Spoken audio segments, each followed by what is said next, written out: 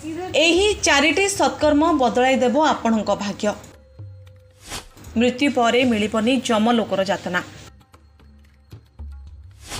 एही कर्म कले सहज हेब मुक्तिर पथ। हिंदू धर्मर पवित्र ग्रंथ गरुड़ पुराण रे जीवन मृत्यु एवं आत्मार यात्रा सहित जड़ित अनेक गभीर रहस्य विस्तृत वर्णना मिलता है।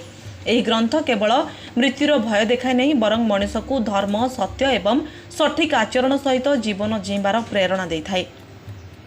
गरुड़ पुराण रे स्पष्ट भाव में कहुଯାଇଛି जे जो व्यक्ति निजर माता पिता एवं गुरुजन मानकर निस्वार्थपर सेवा करिथाए से विशेष पुण्यर अधिकारी हुए। एभली लोकों उपरे सदा सर्वदा आशीर्वाद रही था एवं मृत्यु परे सेमानकु कौनसी प्रकार पीड़ा बा भयर सामना करने को पड़ न थाए। यही सद्गुण व्यक्तिर मर्त्य जीवन को मध्य सफल करिथाए। धार्मिक मान्यता अनुଯାयी मानव जीवन में दान को सबुठारु गुरुत्वपूर्ण कर्म बोली धरा जाइछि। अभावी और असहाय लोकों को साहाय्य करिबा एवं अन्न वस्त्र तथा ज्ञान दान करिबा द्वारा जीवन को एक सकारात्मक दिग मिलवा गरुड़ पुराण अनुसार निस्वार्थपर भावे करा जायतिबा दान व्यक्तिर पाप क्षय करिथाए एवं परलोकर यात्रा को सुखदायक बनाए। हिंदू धर्म में तुलसी गछ को अत्यंत पवित्र एवं भगवान विष्णुंकर प्रिय बोली मना जाए।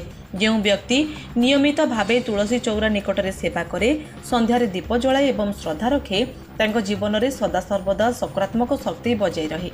विश्वास रही जे एभली व्यक्ति मृत्यु समय जमदूतों बदल में भगवान विष्णु दूत आसती जहाद्वारा से समस्त कष्टरू मुक्ति पाई वैकुंठ गमन करती। गरुड़ पुराण रे सबुबेले सत्य कहवा और धर्म मार्ग में चलने को सर्वश्रेष्ठ बोली अभिहित करा जाइछि।